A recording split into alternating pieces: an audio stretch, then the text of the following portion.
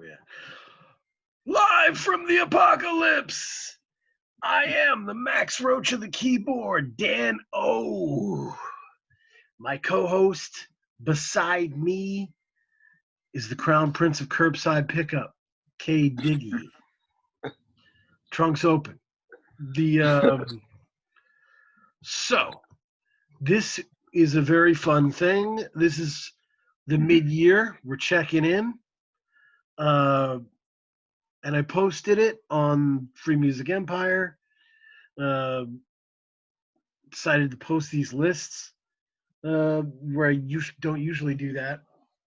And we were going to both do, some lists and kind of see where things were, check in on what we're seeing for themes in what works and what doesn't work. So what are your thoughts on 2020 so far in music? I mean, it's been a really odd year, like the feeling of music, but I think we're starting to see some trends that are positive, particularly for the underground artists or artists who aren't particularly getting that much shine. Because of the current climate, we're starting to see them, be able to eke out a little bit of the light that's usually major artists suck up in most other years. Yeah, I think I'd said in the rundown, Kyle, who was their guest on Man Alive, he had said to me that it was the coronavirus has had the biggest effect on music since 9/11. Mm. And it really got me thinking about that because 9/11 had a huge seismic effect on music. And if you need an example, I can give you one example that I think kind of says it all. So everybody remembers Blueprint came out, right around 9/11, right? Mm-hmm. I think it came out on 9/11. Right, yeah. Came out on 9/11. Legendary stuff. Every, crown jewel of this and that and the third. It wasn't trending like that.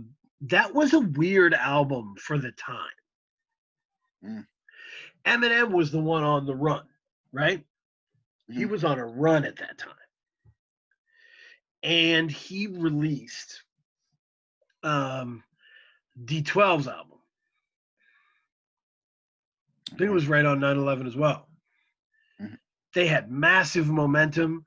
One of their best song, Purple Hills, they had it going, right? Mm-hmm. But when 9/11 hit, nobody wanted fight music anymore. Mm. Just evaporated. Nobody wanted fight music, period. Yeah.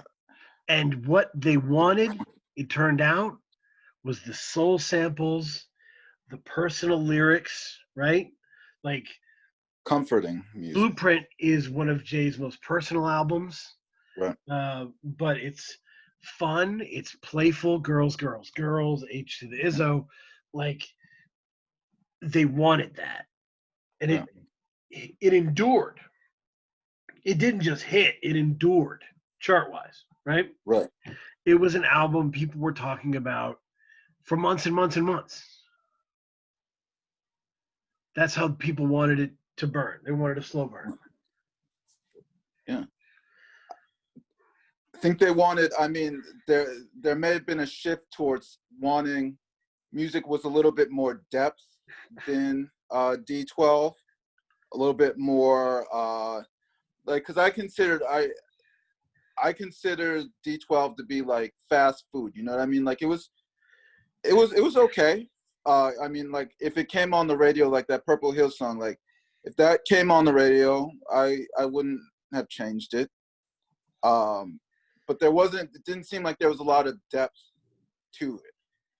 I mean, retroactively, you can fit it and say, well, those guys, they weren't the best lyricists. Some of them, like blah blah blah. Eminem was on fire. Yep. And this was his crew with the Aftermath machine.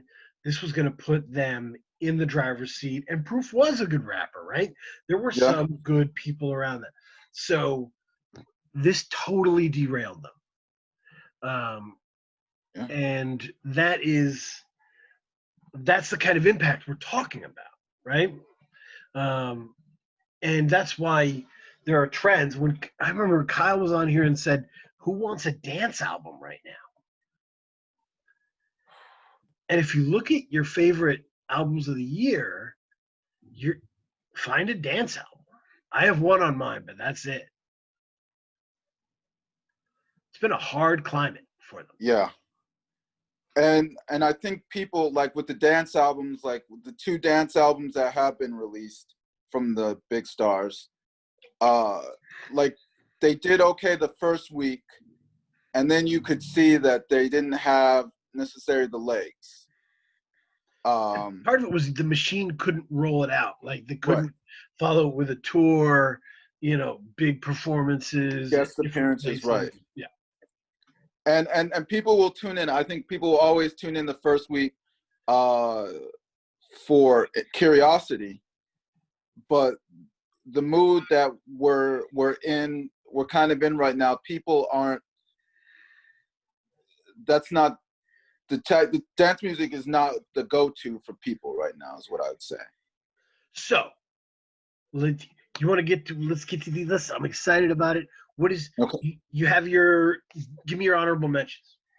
Okay, so my honorable mentions were, I mean, this isn't a full album, but I really like the project. Texas Sun by Leon Bridges, and then I can never pronounce the group's name, but I'm gonna Krungbin. Now, this is my phone experience talking here. Is you look at it, you figure it out, you figure out something that makes sense, and you say it that way, and you say it confidently. And if you do that, most people will be okay until they correct you. By the way, Krungbin has an album coming out, a solo album. I'm very excited about it. When is that coming out? Is that this week? I'm looking at my Bandcamp right now. 26th of June. Okay, so next week. Yep. So that's they've released some singles and they're beautiful. They do this beautiful feathered guitar. It's just very light, very nuanced. As I've gotten older, when I was younger, like the shredding was what was cool, As you get older, you realize it's so hard to successfully do intricate, like warm guitar sound. Yes. You know what I'm talking about? Like where you're just more like, finesse. oh, that's beautiful. Yeah, I know what you mean. In Krummen, that's that whole Texas Sun. Texas Sun is it's an amazing vibe. It's an amazing vibe. Absolutely. Yeah. And as we talked about, it's not like anything Leon Bridges has ever done. Right. Yeah. And then my other 2 were Freddie Gibbs Alfredo, and then Harry Styles album that came out, I think it was the first week of January, which feels like a lifetime ago, but yeah. Didn't that come out last year? I thought that came out last year. Was it but it was the first #1 of the year, so maybe. Oh, okay, maybe it was, but yeah, I mean, I'm still bumping that too. I really enjoy that. But yeah, we will get to Mr. Gibbs. But if I'll drop since you're doing EPs and honorable mentions, my favorite EP of the year is Drop 6 by Little Sims. Okay. Sims with a Z. I had heard Little Sims last year and kind of lumped her in with the slow, sad group of modern rappers. But she had done some live performances that were pretty interesting on YouTube that I caught. I was like, let me check this Drop 6 when it comes out. It's a whole different pace. It really expresses just different capabilities. I really I really enjoy it. It's front to back. It bumps, and it it's not like I'm listening to UK rap. Isn't that cool? It just goes, man. It just goes. It's great. That's Um, it. so we'll do that. What is your number 10? Number 10, I have Mozzie Beyond Bulletproof. Oh, that's very good. Yeah. Um, my number 10 is Boldy James and Alchemist, The Price of Tea in China. Okay. We're already seeing similarities here. Um, in terms of these albums, I wanted to read you. I was reading Scarface, his book, and he had some really cool things to say about making an album. Uh, it was the book is called Diary of a Madman. Let me see here. All right. Okay. 90% of my songs are personal. So personal, in fact, that sometimes it almost hurts to write them down. But I also feel like I have to take the whole process personally. Not only is that how I work through all the shit that's going on in my life, but I also believe that's how you make the best shit. To me, the best songwriters of all time are people like Lou Reed, Bernie Taupin, who wrote all of Elton John's lyrics, and Nina Simone. Oh. They leave it all on the paper. Mm-hmm. Like a boxer is trained to leave it all in the ring, or a football player is trained to leave it all on the field.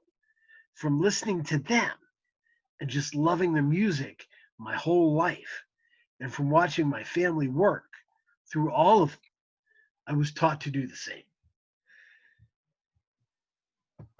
Yeah.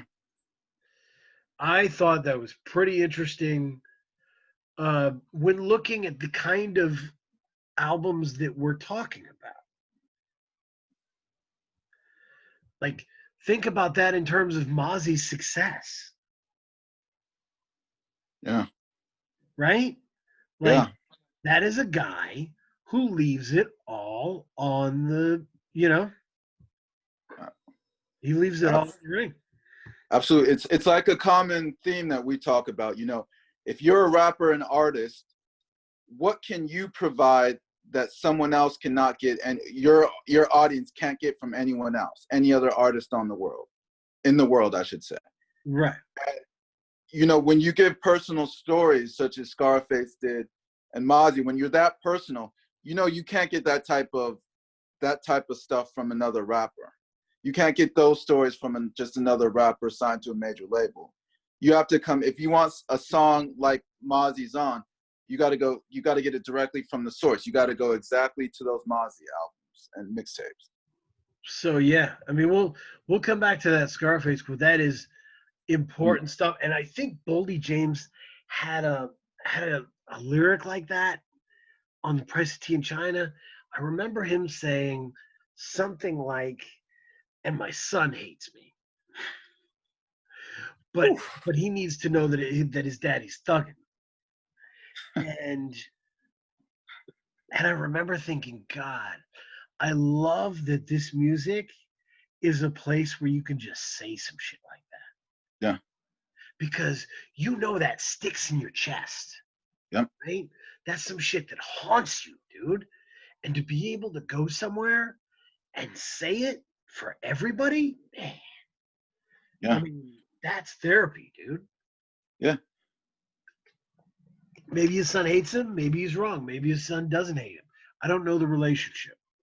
Right. But I know that it's harder and harder to find places to get your shit off your chest without being in trouble, right? Yeah. It's Good point. and it's not about PC or anything. It's just about how people take your context, right? Right. Having a space where you can just express yourself and people will listen is special. And Yeah. hip hop is that. Absolutely. That's really important to me. So what is number 9 for you? Number 9 was actually the Childish Gambino album, 3:15:20. Oh wow, that's Yeah. cool. And I for don't me, think it I've was even just, gone back to that.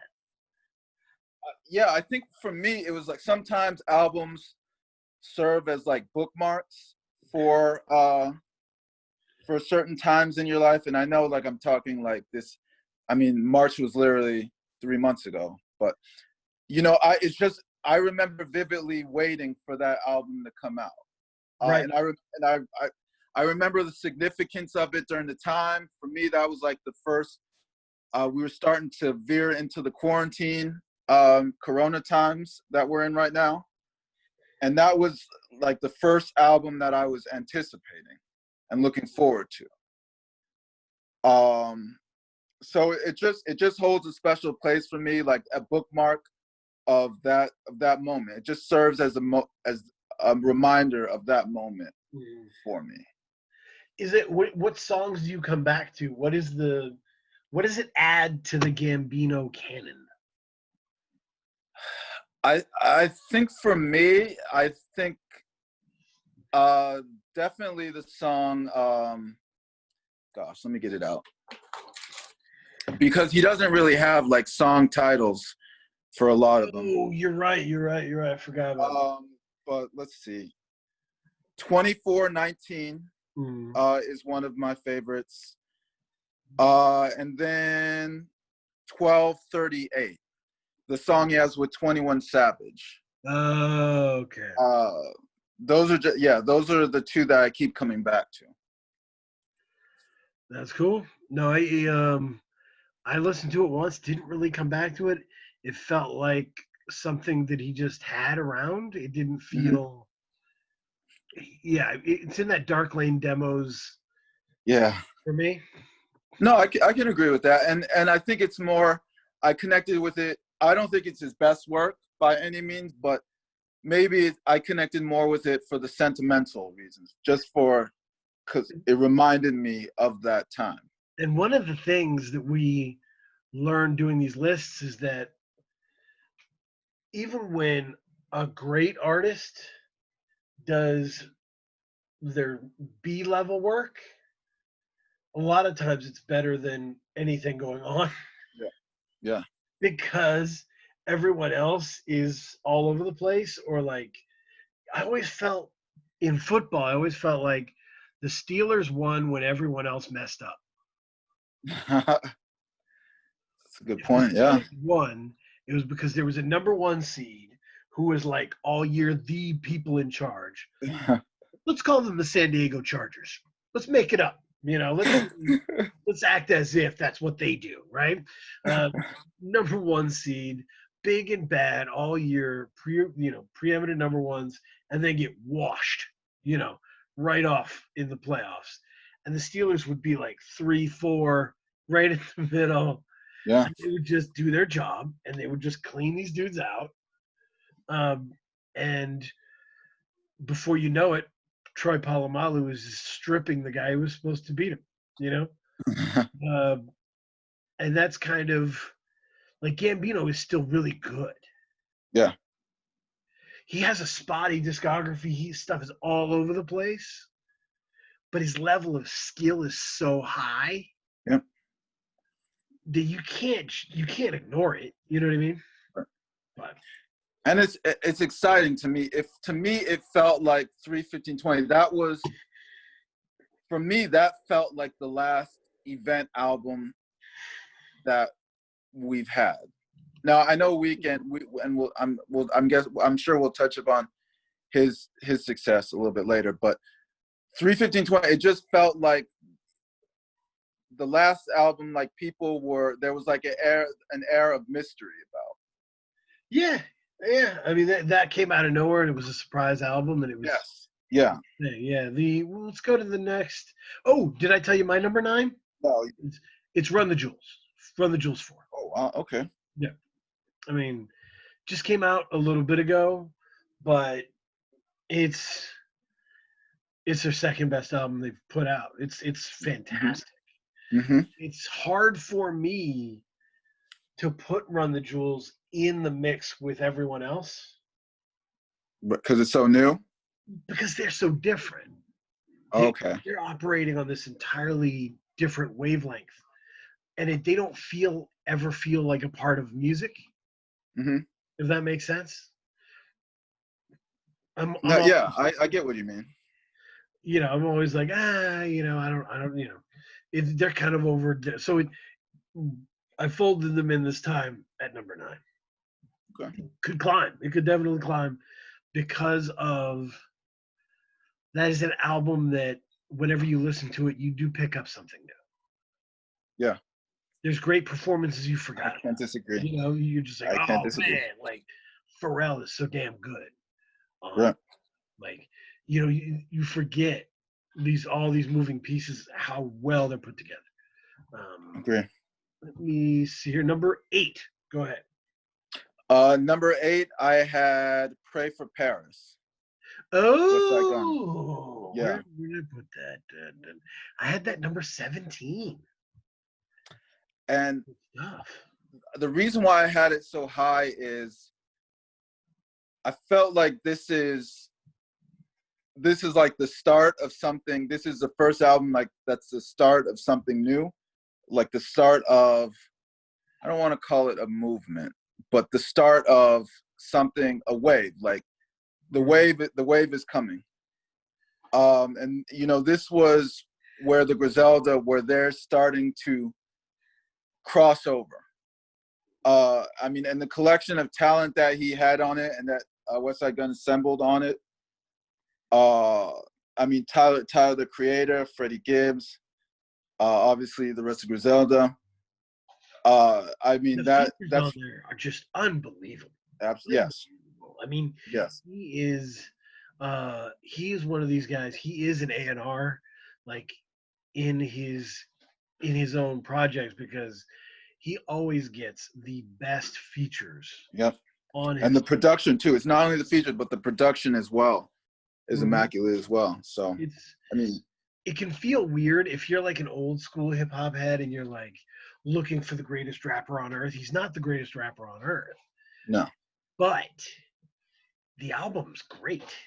yeah, It's great, yeah, and he's great at putting these albums together. He's yeah, got the best albums of anyone in the Griselda group, yeah, um, and he's got the vision.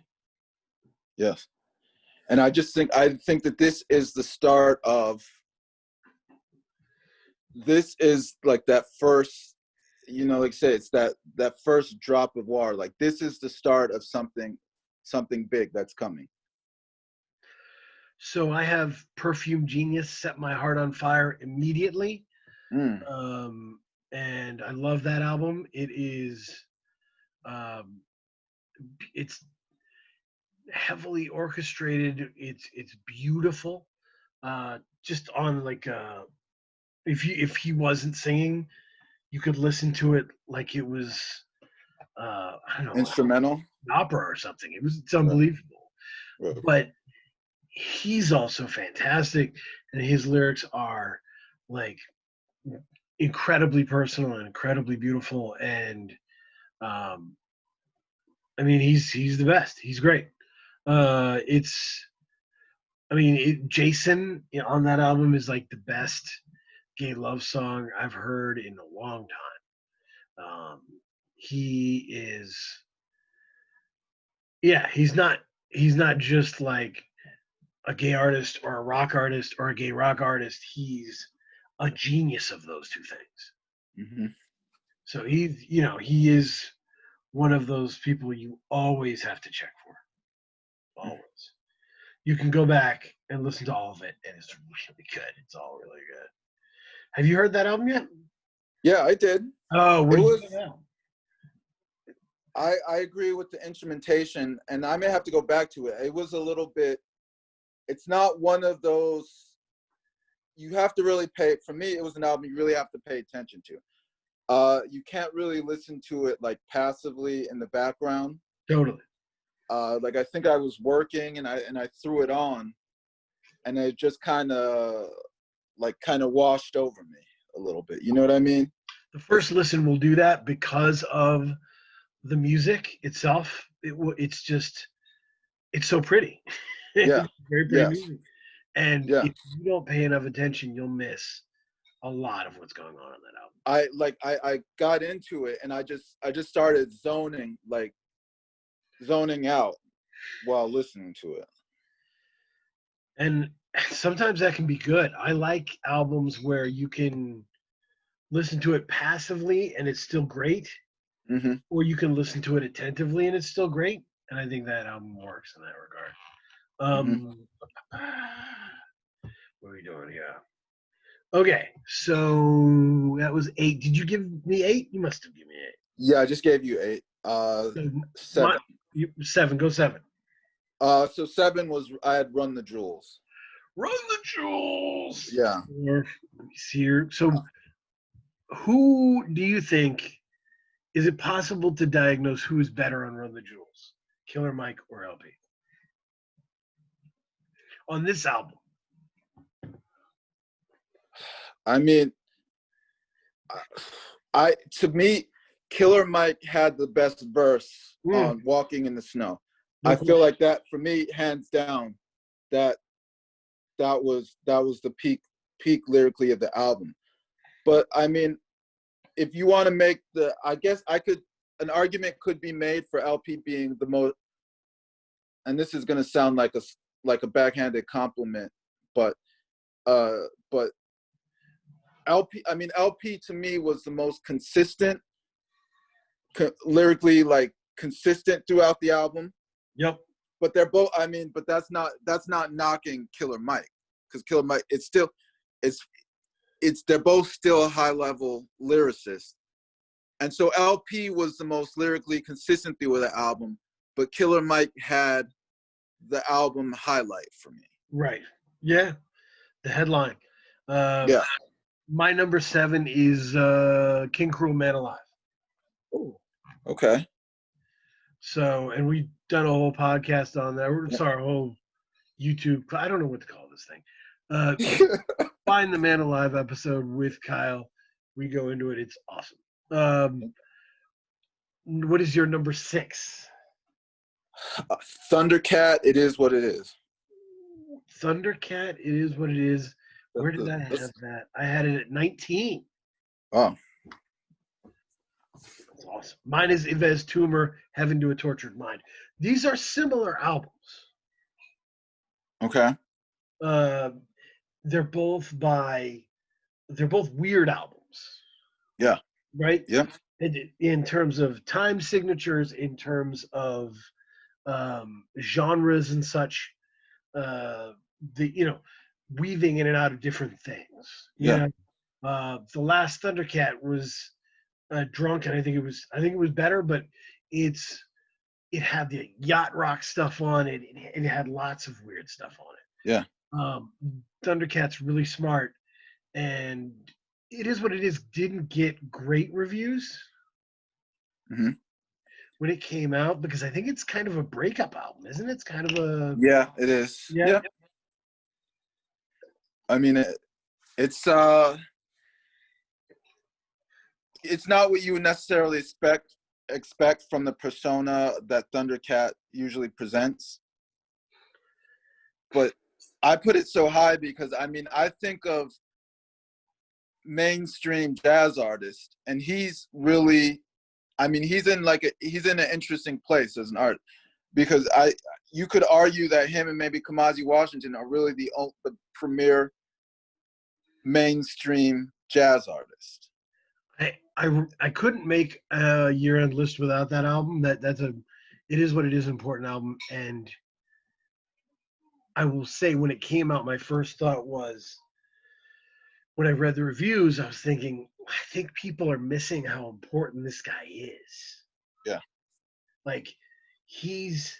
If you like To Pimp a Butterfly and all that, he's like the beating heart of that shit.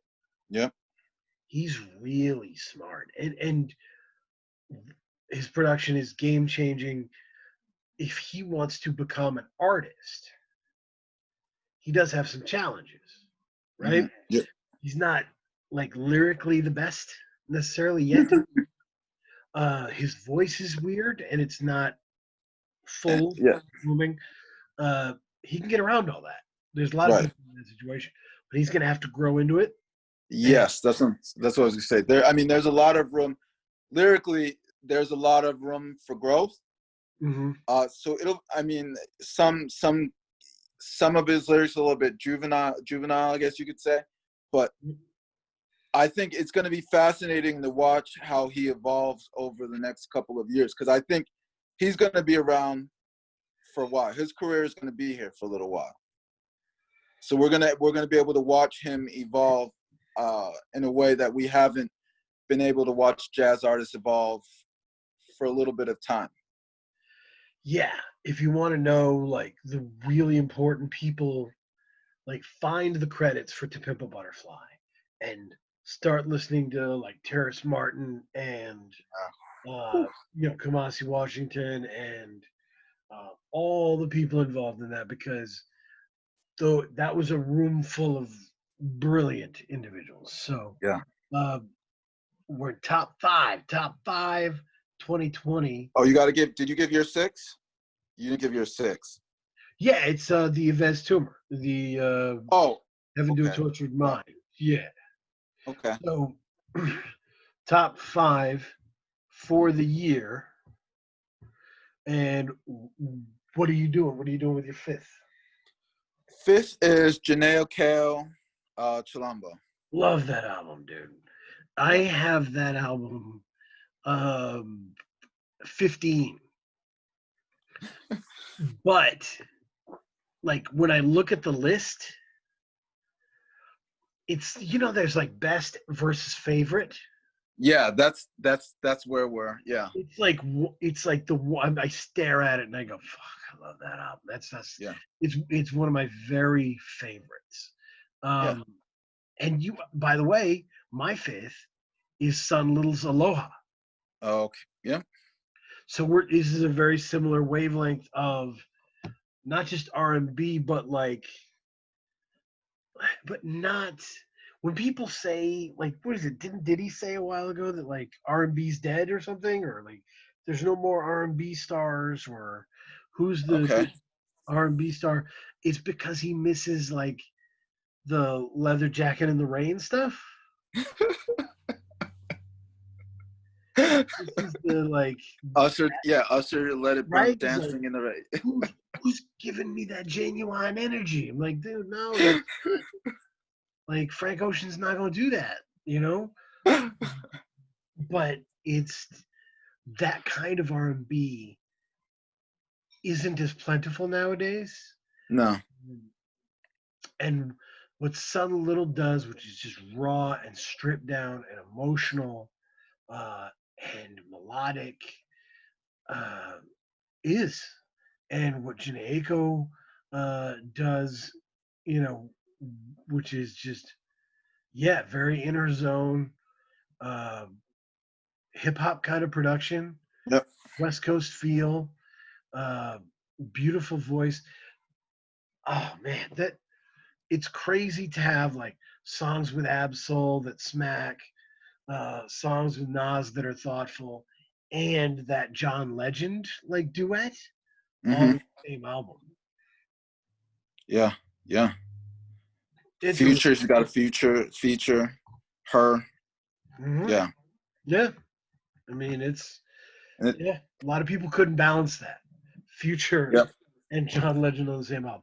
Anyway, number four. What do we got? Number 4, I actually had Jay Electronica's written testimony. Wow. Yeah. Because I am an a-hole and beholden to no one. Not even on my list. Wow. Not even on my list. Neither is The Weeknd. Neither is any of that No, stuff. not Weekend's not on my list either. It's all I care nothing for tides, trends, any of that stuff. I am Mm-hmm. good to go. The people that I love that are on this list, I've loved for years, Yeah. years before the tidal waves came in. So, but yeah, so the J Electronica. Tell me, I'll tell you my first listen reaction. You tell me how it gets different when you repeated listen. I think for me, So what I'll say is, oh, go first ahead. initial reaction was Jay killed him on that stuff. It's really distracting. These beats aren't enough.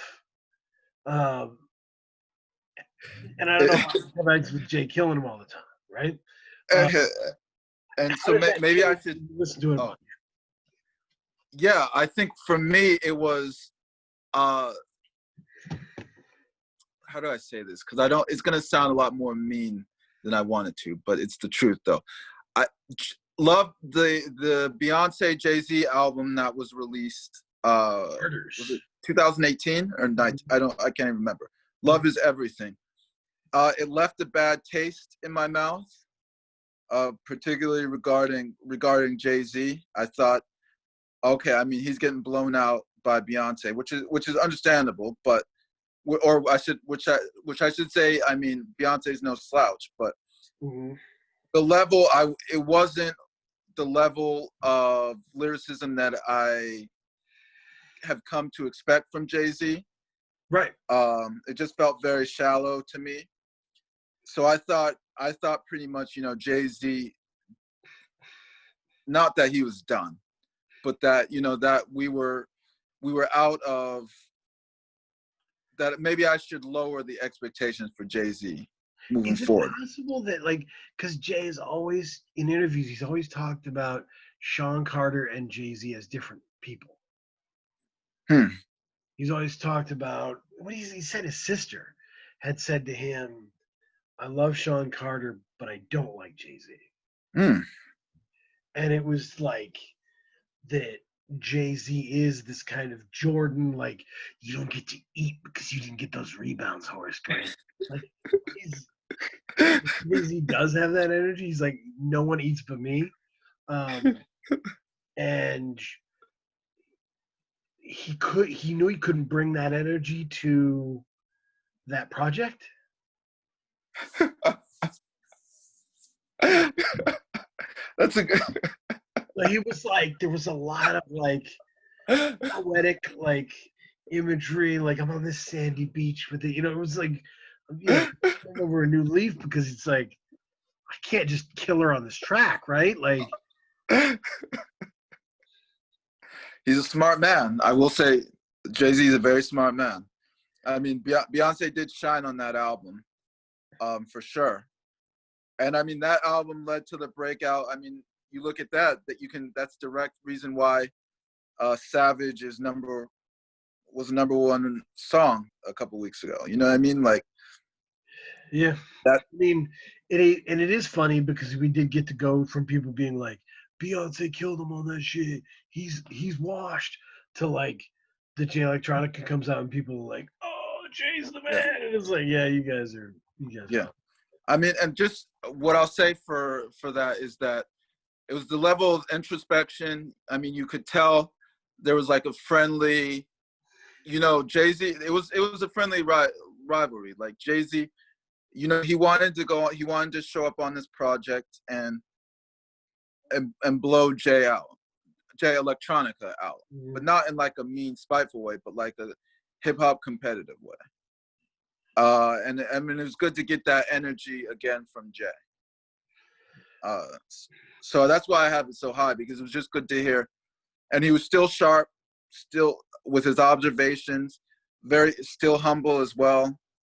So that was a continuation of kind of like the directions he started going in with 444.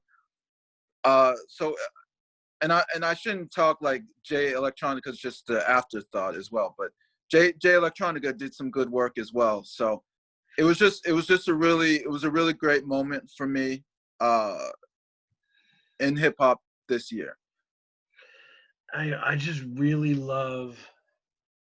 I think there's a lot of things ethically that I don't support with Jay Electronica. Okay. And this has nothing to do with politics, or this is about calling yourself the best whoever did it and not putting stuff out. Constantly being like, I'm the best. No one can beat me, and then just fading out for 2 years while other people work. Like, Right. compare this to Mozzie. Mozzie worked. Yeah. How many albums has Mozzie put out in the last 5 years? Yeah. I mean, he's just relentless. And Mozzie's right, and Jay Electronica is wrong. Because you don't get this time back. Period. It's a fair point. You don't Fair get point. this time back. So you got to put this stuff out. That's it. Yeah. It's not about the money. It's about putting your stamp on this. And Lucy's don't do that. So I don't know. So Excellent point. Mozzie's Beyond Bulletproof was my number 4. So that's why I was going in on that. Let me see here. Number 3. What was your number 3? So I mean, I flip-flopped between number 3 and 2, but I settled on King Cruel, Man Alive That's awesome. for number 3. It's great. It's just it follows the themes that Scarface talked about in that quote of Yeah. gutting yourself, putting it all out there, being personal, all that stuff. It all connects, man. The themes, once we get to those, it's all gonna connect. My number 3 is Megan Thee Stallion, Sugar. Now this is interesting. It's like a perfect album. I didn't know it at first. I liked it at first a lot. Right. But the longer I went on, it was one of those albums I could just come back to whenever I wanted. Right. And the interesting thing to me, and I did like the album, but, and I'm sure we're going to touch upon this, it was 9 tracks, 22 minutes. Which is, I mean, it's startling because I had to, when I was doing research, like I looked at it, because I honestly, from what I remember, I thought it was an EP. I thought there was only 4 or 5 songs, but there are 9 songs, 22-minute runtime. Within that time, there are some of the best performances of the year, and with all of our picks. Walking in the Snow is one of the great performances of a rapper this year. Savage is one of the great performances by a rapper this year. Absolutely. And that's to say nothing of Hit My Phone or other songs on there that are amazing. Yeah. So it's a question for you. Is there a solo album by a Southern rapper that's better than Sugar?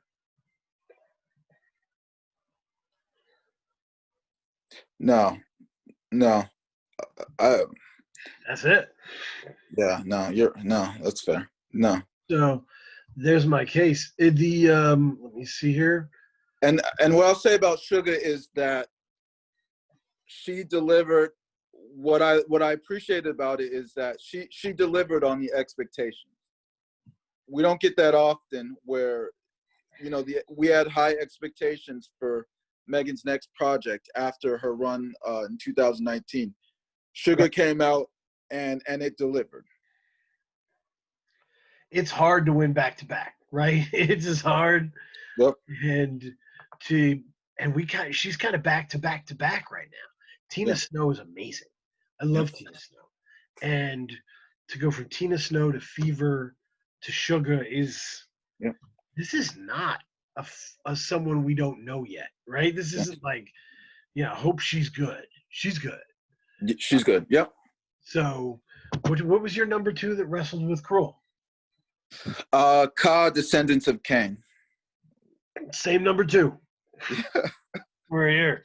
See, now I think we're gonna start. I'm pretty sure we're. So was your number 1 the same as my number 1? Yeah, you already know. All right, that brings us to themes because my number 1 is Fetch the Bolt Cutters. Yep. It is her most bluesy album. It is, but same with Descendants of Cain, incredibly personal. And weirdly enough, the third time I heard Descendants of Cain, I absolutely thought I started thinking of it versus Fetch the Bolt Cutters. Mm. Started thinking of them together Mm. in terms of dealing with pain, Yeah. in terms of caring about the world and figuring out how. And it's just, It worked. Right. yeah, showing love for the people who you need to show love to. Um, I I just, mean, I just thought for the two, and the comparison I would make between the two of them is that the level of introspection, the way that they view the world, it's more of like, it's more of detached. Like they lived it, they lived these experiences, but they're trying to view their lived experiences through a detached lens and right. give the listener an understanding, like an objective understanding of what led to this situation and the different factors that came into play. Absolutely. And I think it's important to unpack when you talk about, because let me get into some of my themes here. Okay. Some of the things that I was looking at, thinking about when we look at this list. So Ka, West Side Gun, Navy Blue, Code of the Friend, Armand Hammer, all New York hip hop. Yeah. It's having a real moment. For years, New York rappers would yell about bringing New York back, but it seems that what really brought it back was discovering the poetry in the center of New York hip hop. Yeah. The lyrical weight of a New York MC is something that the world needs and always will. And what I'll say about that is they don't play up on their New York, like where they're from. I mean, they don't feel the pressure to carry the mantle of being a New York rapper or whatnot, or whatever expectations that may entail.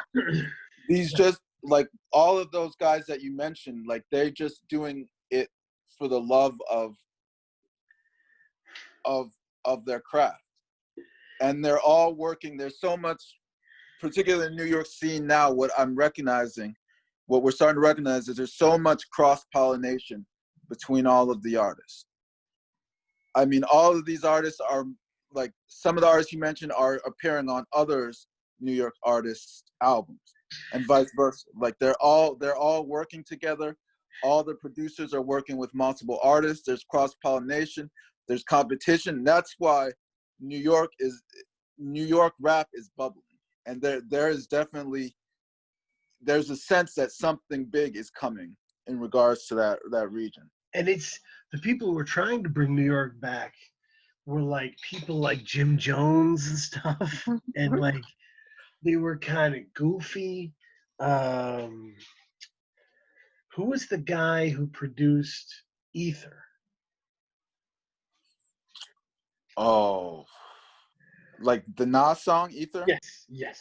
Oh, I remember I him as forgot. one of those guys New York really thought was going to happen.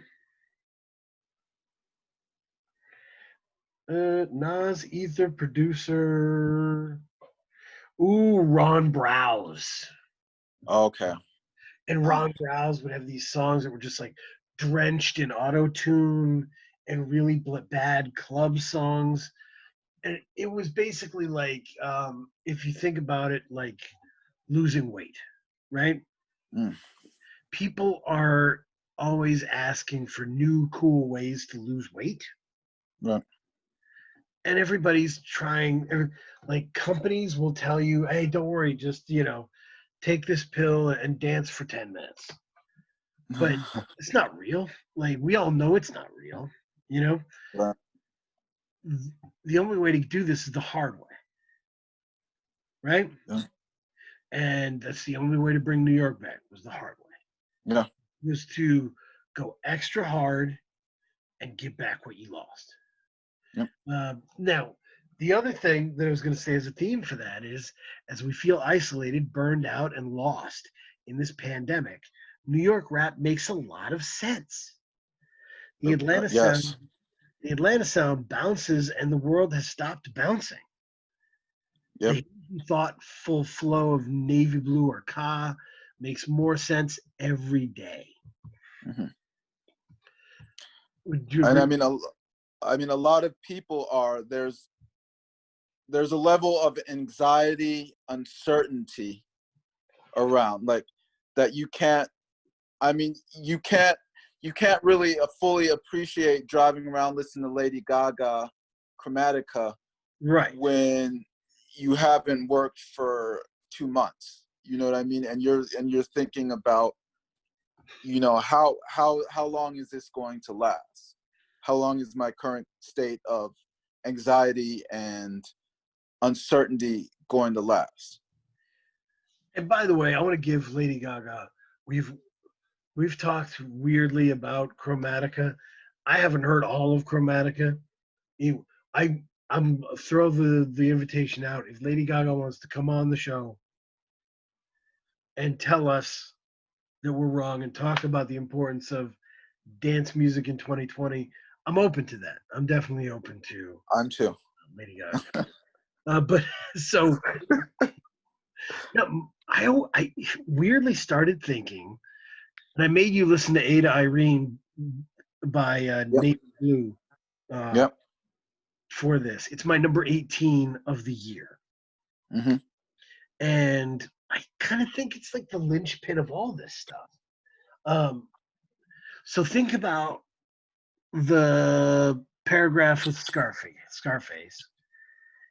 The first paragraph of Alphonse Pierre's review of Ada Irene in Pitchfork.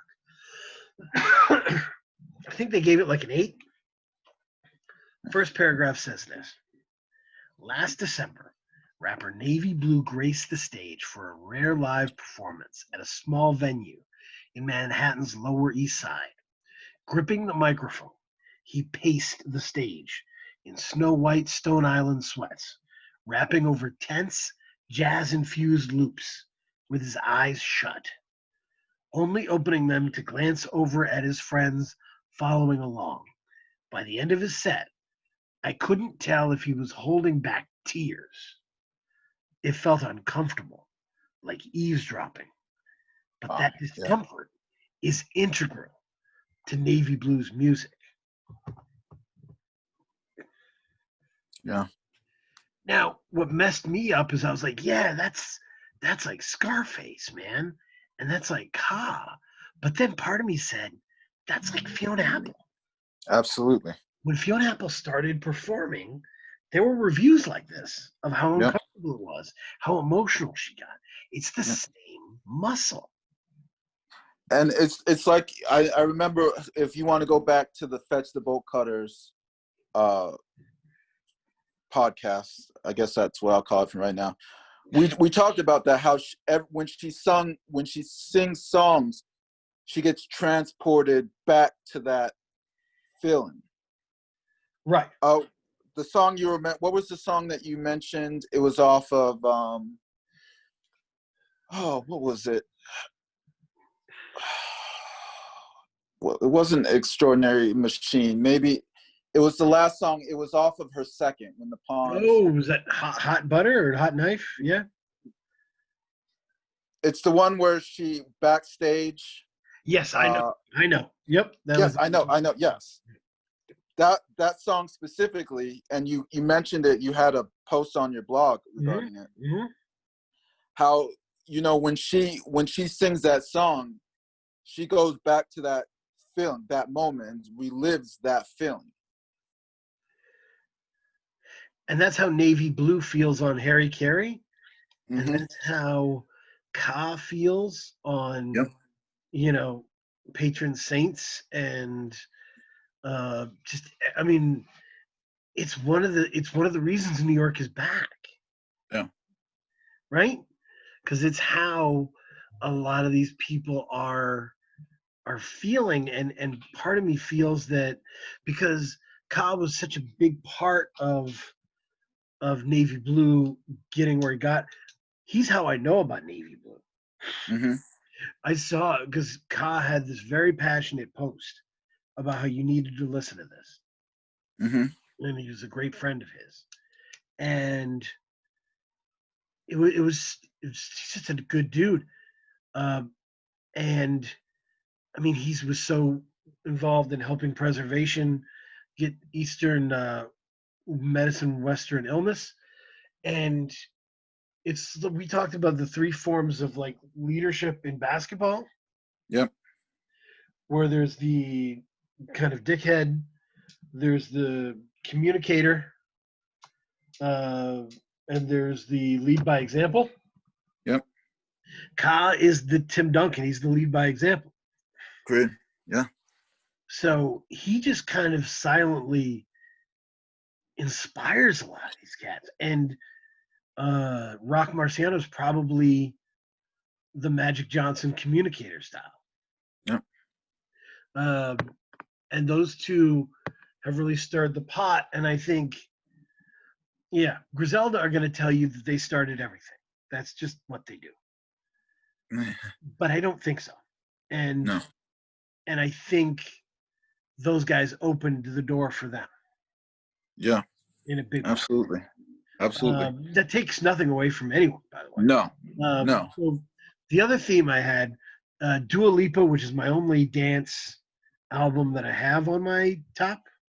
Mm-hmm. 13. Janae Aiko, Megan Thee Stallion, lots of other female artists have shaped this year. We talked about the importance of women's perspective, the freshness involved. Has that held for you?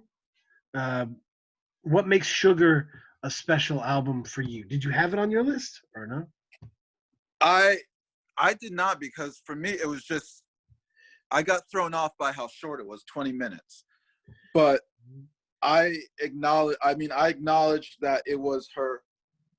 I mean, it was, I don't want to call it her breakout, but this is like a good sign of things to come. Like we now know that Meg is legit. Meg is not going anywhere. Yeah, it's in a weird way, and this is like very hip hop. It feels like her breakout might be that freestyle, that freshman class freestyle. Yeah, absolutely. That's like the most important part of the freshman class thing. Mm-hmm. What happens when the freestyle happens? Yep. And after that, everybody was like, "Man, Baby destroyed everybody but Megan. Megan was great." But Meg, yep. And it wasn't. It didn't even refer to her. Like no one was looking at her sex. Like, oh, then no one looked at her as a female rapper. You couldn't, right? It was over. It was like, bottom line, bar for bar, those guys couldn't go. Some of them didn't even finish. And she went nuts, and she Yep. could have kept going. Yep. So there's just no way to shortchange that. It was almost mathematics at that point. So the last portion of this, I think, is looking at our lists.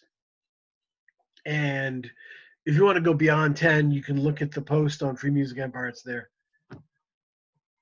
Who has a case for MVP? Basically, this isn't saying they should win it right now, but you've logged them in the back of your mind for like, this could be someone who is MVP at the end of the year. They could have more in the tank.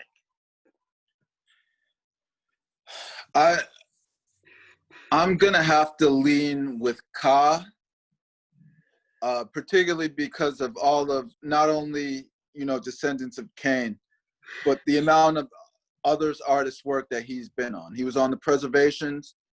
I believe he was on Navy Blue. Yep. Navy's. I'm right. Yep. I'm sure that when Rock comes with something later on this year, he'll be on that. Oh, yeah. So I think Ka's sphere of influence this year is going to push him.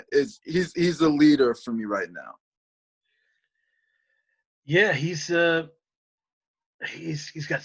this huge presence.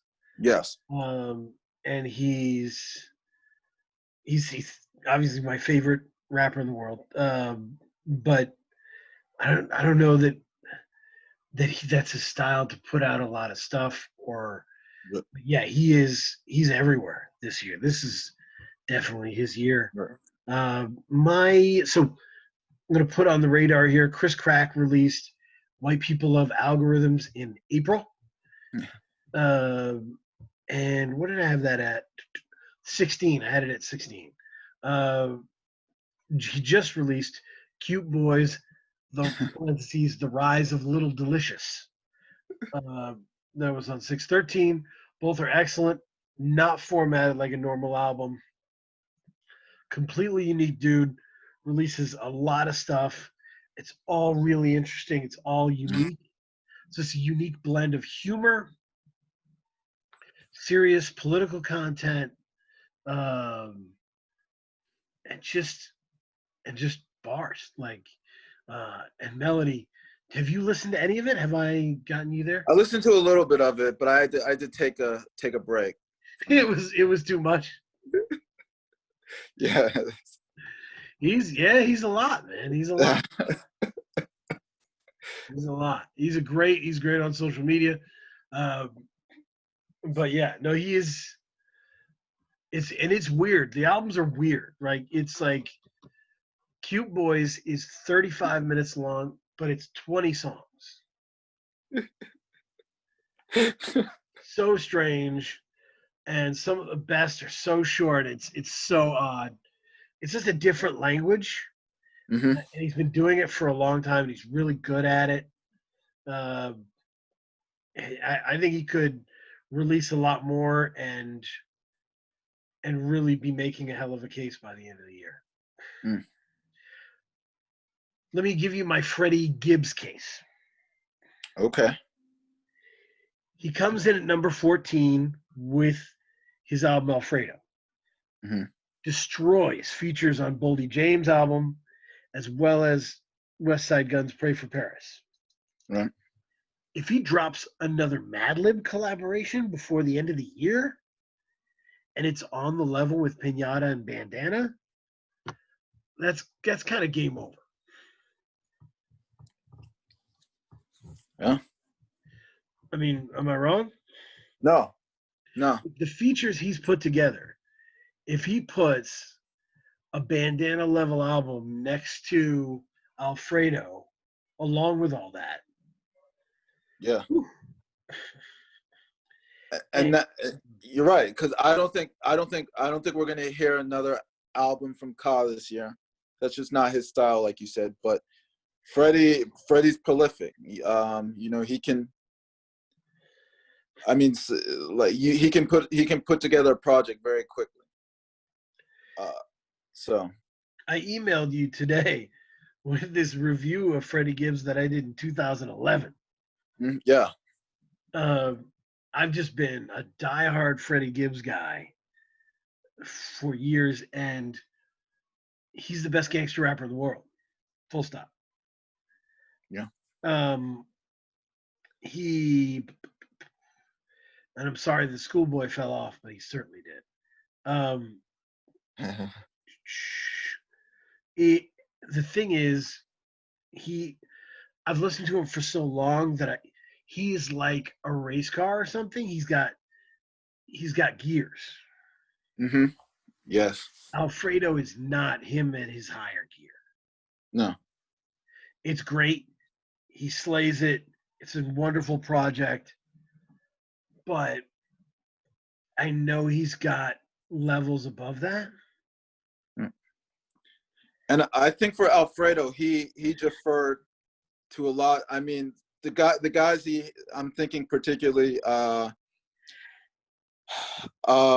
Benny the Butcher had maybe one of the verse of the year, one of the candidates for verse of the year. Tyler the Creator had a It very was the good best verse off Tyler of, I've heard in yeah, years. yeah. It And was he, Freddie's a humble guy. He let them go off on those tracks. He deferred to them because he's confident in himself and his ability. So he kind of it was like, okay, he allowed them to take the spotlight on a couple of those songs because that's just the type of guy he is. But you're right. I think we could see a project later on this year where he goes into his highest gear. Yeah, and I just think I think he's one of the best rappers on the planet. Yeah. Um, and I think when he's focused, it's hard to get better than he does it. Um, I just really think because he's worked on everything, man. It used to be that his melodies weren't great, that his choruses weren't great. And when he got to Jeezy's label and got signed there, it was totally different. You started seeing differences right off. Mhm. And he worked on it, and now everything he does is catchy, uh, and it's super lyrical. And he called into Joe Budden's podcast, and he was kind of just like, yeah, like I was like, let's throw something together. And it definitely Alfredo feels like something Alchemist and him threw back and forth, Yeah. Yeah. and it feels natural. It feels organic. It's Yeah. a heck of a flex to have the kind of organic, stress-free. Was it 10 or 11 tracks? Yeah. Just come in at number 14 for the year for me. Above all these projects that got worked for years, there's Yeah. no way he worked on that for any length of No. time. I mean, there are some references that were like he was referring to things that happened a couple weeks before Jordan his album was documentary, the released. 85 cocaine Yeah. circus. Yeah. It's obviously, yeah, in the moment. And, Scotty Beam, Scotty Pippen, like he was, it was interesting, man. I just think he's got so much in the tank. I mean, he's one of the only guys who stood face to face on a track with Pusha T and was fine. Yeah. Oh, yeah. Good point. Uh, Yeah. so that's Palmolive. The my last one. This is not a stretch. Remember when Metro Boomin sounded like the sound of that time? Yep. If any producer sounds like they know the sound of these times, for me, it's Alchemist. Oh. He produced full albums from two people on my list, right? Yeah. Uh, that's Boldy James and Freddie, Ready. and as well as Conway the Machine's Lulu. Yep. Oh. Uh, Wow. I forgot about that. Bud was talking about how Alchemist doesn't even give Lucy's to people anymore. He locks in and he paints, and so Free Music Empire has never given MVP to a producer before. Um, so that would be And I believe I believe Alchemist had a track on Jay Electronica's album. right. And I think he had something on West Side Gun. Wow. Oh man, that's He's always been a workaholic. He's always been like a disgusting work ethic. But man, that some of those songs that he's done this wow. year have been perfect. Like Yeah. Yeah, that's a the good look at what was it, the Look at Me song and Alfredo or whatever. I mean he's just man, he really he's he's just incredible with it, and he knows when a song is done. yep. He knows when a song is done, and he's done with it. Hmm.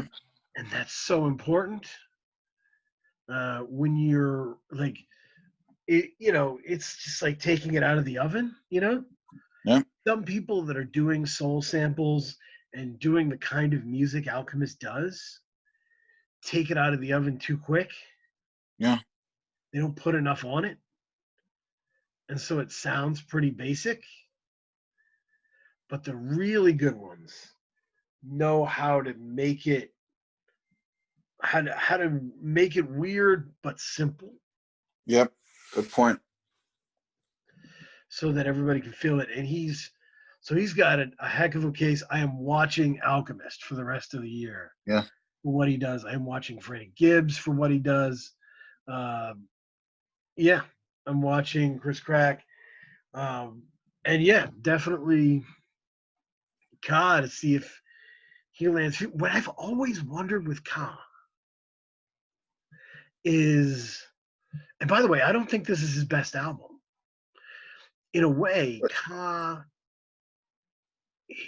is beyond that question. Hmm. I would have a hard time ordering them.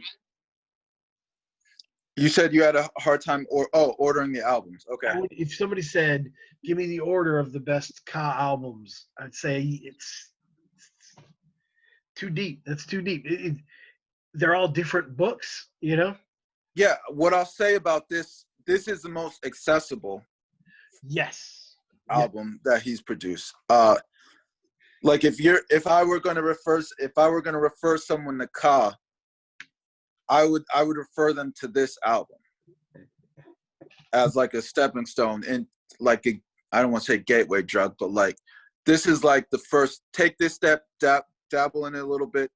If you like it, try something a little bit harder, or a little bit deeper, and then I think this is the most accessible album that he's made. What I'd like to put a push in for, and I know, whatever. Nobody watches this. It's fine. But if I could put in a push for it, I would love to see what happens when a major rapper puts Ka on the track with them. What happens? I would love to hear it.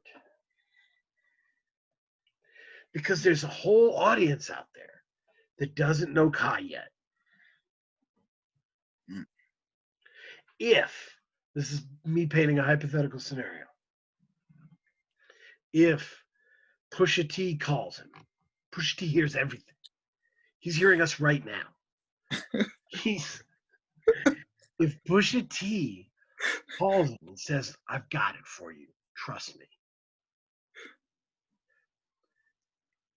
and Ka says, "Sure," and Kanye's producing that track, and Ka comes on at the end, and that is the show. That is like the Kendrick showcase on the Drake album. Yeah. Yeah. Was it Bury Me Alive? Yeah. Yeah. Yeah, and the reissues, they made it a separate track. Get it away.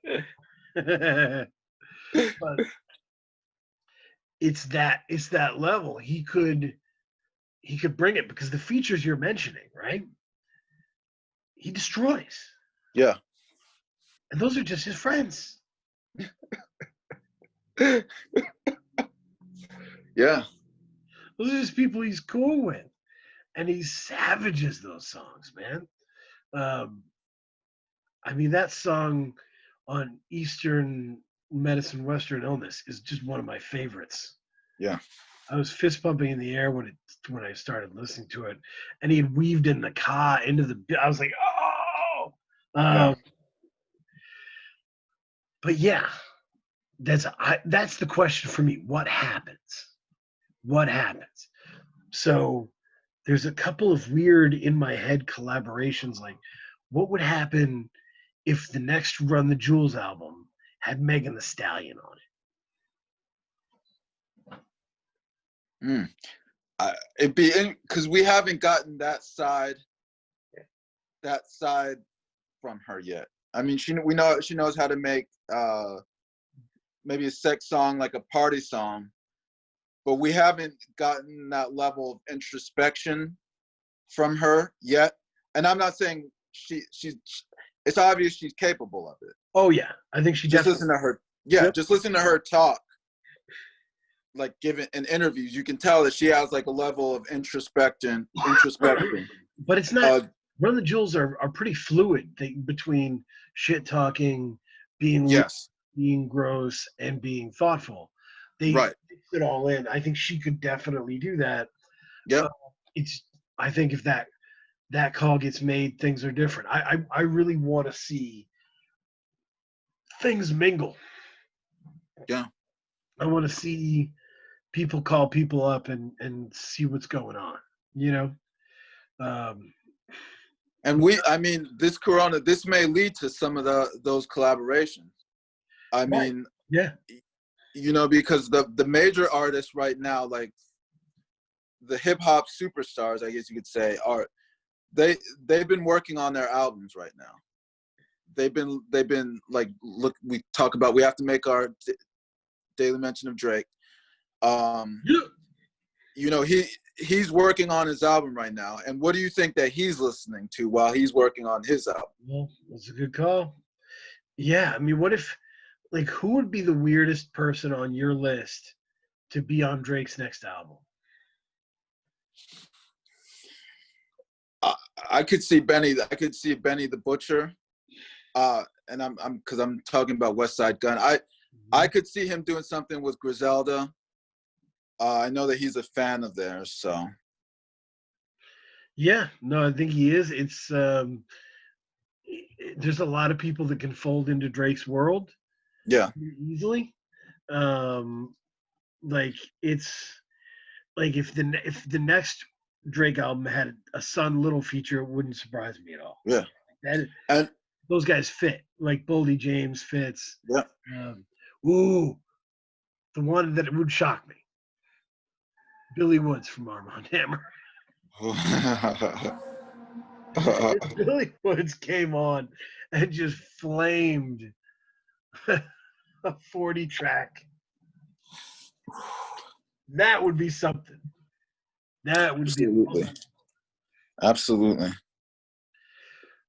But yeah, I'd like stuff like that, man. It would be fun. I mean, there's every great boxer throughout history has stories uh, where they bump into another boxer who's really important, and that boxer says, "When are you going to give me a shot at the title? You're ducking me. When are you going to give me the shot?" And they look him in the eye and say, "Nope, not you," because they're because they know that style is going to be hard for me. Right, I'm not messing with that dude. right. You know, like I'll fight these other cats. I'm not fighting Kid Chocolate. So uh, real boxer, excellent boxer. But it, there's collaborations that feel like that to me. Mm, That's why nobody calls Ka. That's why nobody calls Billy Woods. Is yeah, because they don't want to get destroyed. right. No, that's a fair point. I mean, and maybe they do. Maybe they call Billy Woods and he hangs up. It's because he wants to keep his stuff pure. I just think there's a lot of people out there and it would be worth it. As you said, Freddie put a ton of people on his stuff who Yeah, were excellent, top-notch dudes, yeah. and he had no fear. No, He had no fear. you have to be confident in yourself and your intentions to do that. I mean, I think Drake used to be like that, but now, I mean, he's very competitive when it comes to hip hop per se, really. Hip hop artist, but R&B artist, he's more than willing to put on an R&B artist that he likes. But he's a little bit too strategic for me. Like if it doesn't fit something like a box for him, he won't feature with them. And yeah, I mean, for Freddie, I think it checked a real box when he did that song. I think it was off of DJ Muggs' album, Okay. uh, and he did a song with MF Doom, Oh, yeah. and he Right. killed him on the track. He took the track from Yep. MF Doom. That is something. Yeah. MF Doom is one of the best to ever do it. Um, so once you do that, what are you scared of, dude? Yep. You know. So, but can you imagine Drake putting Freddie on an album? I would be surprised. I'd be very surprised. Yeah. And I that's a dangerous man. that yeah that's I couldn't see Freddie. I could see it's funny. I could see Griselda. I couldn't see him doing with Freddie. I mean, Freddie would just he would take it to Drake.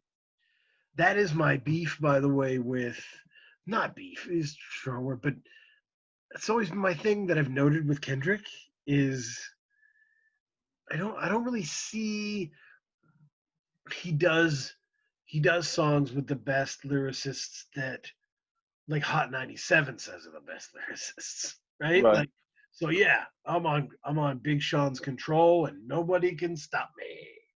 But I don't see, like, he doesn't rap with Gibbs. He doesn't rap with Killer Mike. You know. Right. So I mean, who is he? He rapped with Cole. right. He's rapped with who am I thinking? Wayne. He's done something with Wayne. Yeah, maybe. I think he did. He's got that song with Pusha. Yep. Maybe. So you're right. You're right, but not a lot of. And that's fine if you want to do the income bracket separation and say like he raps at his income bracket. Okay, whatever. I mean, but for people who don't separate it like that, I haven't heard him rapping with any of my most important rappers in the world. And after a while, it becomes notable. Great. Recommendation corner. It's a weird dude. We're speaking of R&B and where it is. There's a guy named Giveon. That's who I was gonna mention. Yeah. Speaking of Drake, he was Giveon. He's got this baritone. I thought the baritone was weird, but when I looked it up and was playing for my wife, it's the mixture of his baritone and the auto tune. Yeah. It kind of sounds like a Sesame Street character, but sometimes. But he's got like an 8-song album. It's good. It's really good, and it's a very classic good R&B. It's very much a mood. The people that were left off my list that could have easily been on my list. One of them is Rose in the Dark by Cleo Soul, SOL. Okay. So take a gander at that. Yeah. No, my son said the most gangster shit I've ever heard in my life. 6 years old. He said, 3 types, Daddy. There's friends, there's family, there's villains. What was the third one? Villains. Oh, wow. Yeah, man. It's the intro to his mixtape. The hell of a mixtape. Yeah, someone better. Friends, families, villains. I mean, Friends, family, villains could totally be a Gucci Mane album. Totally. Get on it. Zaytoven. But stay safe out there. Get HBO Max on your phone, maybe. I don't know. Read books, enrich yourself. Check in with your people. Just because it opens up doesn't mean you have to open up. Stay safe. Yeah. Don't get pressured into going into places because they're acting like things are normal. Things aren't normal. Yeah. And put your money where your mouth is. Amen. If you think some of these politicians are evil, find where they are. And when they come up for re-election, give money to the people running against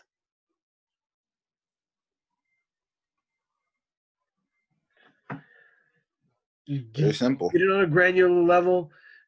It's bigger than the president. It's a whole thing. So think about it, man. Put your money where it counts.